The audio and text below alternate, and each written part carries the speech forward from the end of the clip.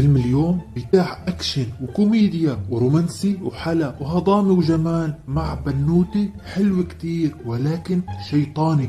ايه مثل ما سمعت شيطاني وجنية كمان، وبتكون ابنة ملك الشياطين وبيكون أبوها الملك مزعوج لأن مستوى الشر بمدينة معينة أقل من باقي المدن وفيها خير كتير، ومزعوج كمان من بنته الشيطانة ليليث لأن دائما بدها تطلع وتشتغل وهو ما بيسمح لها وما بيعطيها حريتها أبدا، وهي بدها تطلع وتعيش حريتها لأن عندها قدرة سحرية وبتحسن تغوي الناس، وبتصير تتحايل على أبوها وتفرجيه إنه هي شيطانة شاطرة وعندها قدرات رائعة، وبتغير فستانها فجأة ولكن أبوها بيضل مصر على موقفه، وهي بتعصب كتير من كلامه وبتولع نار بالسجادة وبتطلب منه يسمح لها تنزل على الأرض بس سنة واحدة ويشوف كيف رح تفسد البشر، وبيرضى أبوها ولكن بشروط إنه تنزل أسبوع واحد بس ويختار هو الناس اللي رح تكون معهم، وبيوديها أبوها لعندهم وبيخبرها إنه ممنوع تحب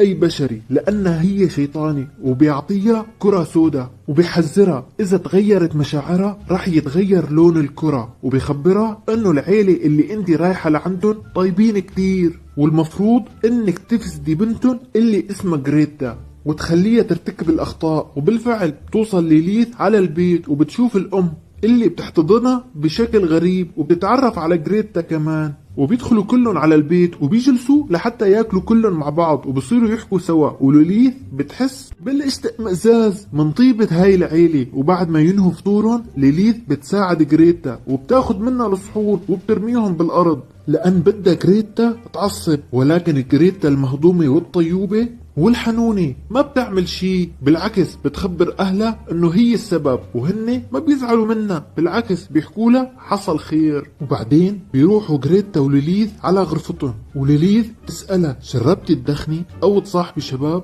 وجريتا تنصدم خاصة لما ليليث تسألها إذا هي بنت أو لا، وجريتا بتخبرها طبعا أنا بنت وبحياتي ما عملت كذا مزة مع أي شاب، وليليث بتصير تضحك عليها وبتفتح خزانة جريتا وبتشوف صور لشاب وبتعرف انه هذا الشاب هو الشخص اللي بتحبه، وهون بتطلع ليليث بنظرة شريرة وبتكون عم تفكر كيف تخلي جريتا تغلط وتنحرف لحتى تثبت ليليث لأبوها انه هي شيطانة شاطرة. وتاني يوم بيروحوا البنات على المدرسة وبالباص بنتعرف على زملائهم بالمدرسة ريتا وميلودي اللي بيضلوا يتمسخروا على جريتا ولباسها، وبنتعرف على ابن مدير المدرسة اسمه ايدي وكمان بيتمسخر على جريتا وبيحط علكة على شعرها، وجريتا الطيوبة والحنونة ما بتحكي شي بالمرة، وايدي لما يجي يتمسخر على ليليث هون المفاجأة ليليث تعرف كيف ترد عليه وبتخجله وبتمسك ولاعة وبتحرق شعره، ولكن وسام مو راضي ينزل وبس يعمل حاله المدير رح يتصل بالشرطة سام بينزل بطريقة بهلوانية. وبعدين منشوفهم بالباحة وليليث بتشوف الشاب اللي كانت صوره بخزانة جريتا وبتسألها عنه، وجريتا بتخبرها انه اسمه كارلو وكل البنات بتحبه، وهون ليليث بتنفذ خطتها الشريرة وبتروح تعطي مصاري لكارلو وبتطلب منه يرتبط مع جريتا لمدة 3 أيام وبعدين يتركها ويكسر لها قلبها، وبالفعل كارلو بيعمل مثل ما خبرته وبيروح يحكي مع جريتا.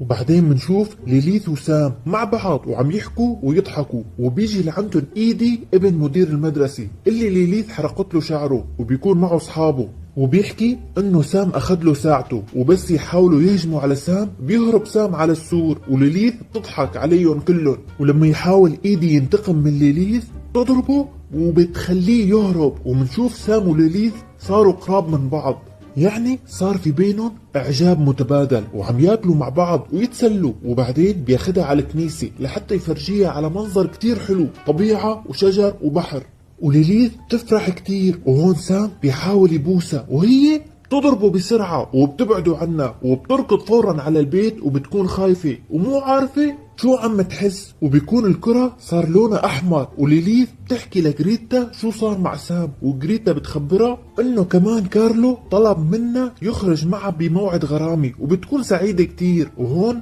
بيبدأ شغل ليليث الشيطاني وبتبدأ تنفذ خطتها وبتخلي جريتا تلبس فستان أحمر مغري جدا وتحط مكياج، وجريتا تنصدم وبتخبرها أهلي مستحيل يسمحوا لي أطلع بهالشكل، وليليث بتخليها تنط من الشباك. وهون جريتا بتشوف سام وبيكون جاي لحتى يعتذر من ليليث على الشيء اللي صار، وبيحكوا ليليث وسام مع بعض، وبتكون ليليث مزعوجة منه، ولكن سام بصير يغازلها وبيحكي لها انت كتير حلوة لما تكوني معصبة، وعيونك من كتر جمالهم سحروني. وليليث بتغادر وبتنزل على البيت وبتشوف الكرة السوداء اللي معها صار كلها لونها أحمر.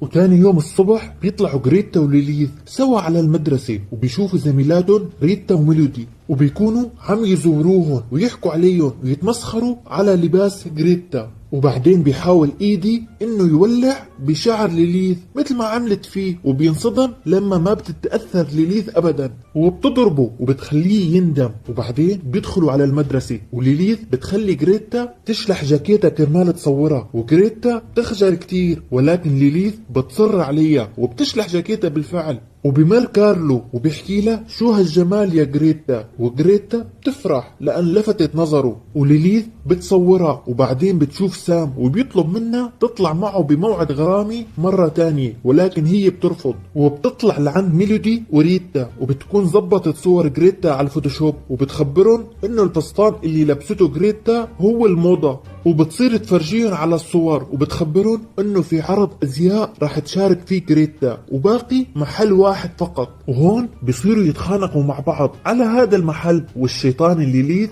تفرح لان فسدت وخلفت بينهم وعملت شغلة، يعني شيطانة بنت شيطان. وبعدين بنشوفها عم تتمشى مع سام، وراحوا على الشاطئ وعم يحكوا مع بعض، وبتجيها رسالة من أبوها الشيطان عم يطمن عليها، وبتنزعج ليليث وبتصير تشكي عن أبوها لسام انه مانعها تعيش حياتها، وهي خايفة يحبسها بالبرج مرة تانية. وسام بيرد عليها لو حبسك انا رح اعرف طالعك، لا تخافي. وبيحاول يبوسها مرة تانية، وهي بتحاول تمنعه، بس بتكون هالمرة كتير ضعيفة وحابة تجرب الموضوع. وبتشوف كل الناس حواليها عم بيحبوا بعض، وبتحس حالها رح تجن، وصارت تحب سام عن جد. وبترجع على البيت وهي مزعوجة كتير، وبتحكي لجريتا الشيء اللي صار معها.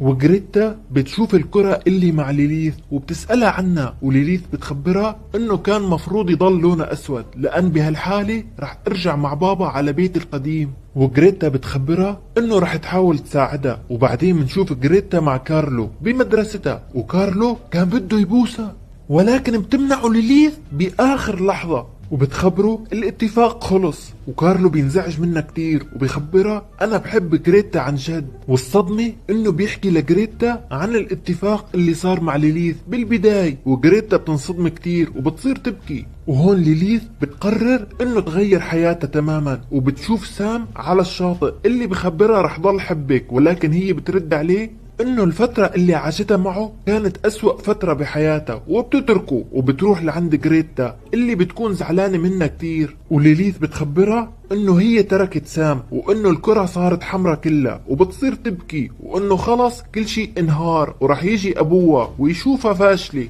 وبالفعل بيجي موعد الحفلة الموسيقية بالمدرسة، وبيجي الشيطان الكبير أبو ليليث ليشوف إنجازات بنته الشيطاني. ومنشوف ليليث طلبت من صحباتها يحطوا بودرة على لباس العازفين لتزعجهم ويصيبهم حكي، يعني البودرة مليانة حساسية. ولما بدأت الحفلة ليليث عرضت صور محرجة كتير للمدير، والمدير بينزعج كتير وبينحرج. وبعدها لما بيبدوا العازفين منشوفهم مو عارفين يتابعوا بسبب الحساسية من البودرة، وبتصيبهم حكة مو طبيعية، وبتفشل الحفلة الموسيقية. وبعدها بيجي دور فقرة الغناء، وبتكون جريتا من ضمن المغنيين، ولكن أبوها ما بيعجبه لباس جريتا، وبيطلع يتخانق مع المدير، والحفلة تنتزع على الخالص، وبتصير الدنيا خراب. وأبو ليليث بيفرح كتير بإنجازات بنته، بس آخر شي بيطلب منها يشوف الكرة. وهون ليليث بتعرف انه خلاص خسرت كل شي، وبتفرجيه على الكرة، ولكن الصدمة بيكون لونها سودا، وبيقرر يخليها عند جريتا. وبيفرحوا جريتا وليليث كتير. وغريتا بتخبرها انه هي لونت الكرة تبعها بالاسود كرمال تخلص من سيطرة ابوها عليها. وبعدين تركض غريتا لعند كارلو وبتبوسه، ومنشوف ليليث عم تدور على سام لحتى تصالحه، وبتشوفه رح يسافر ولكن تعتذر منه كتير وبتبوسه وبتضمه وبيرجعوا لبعض.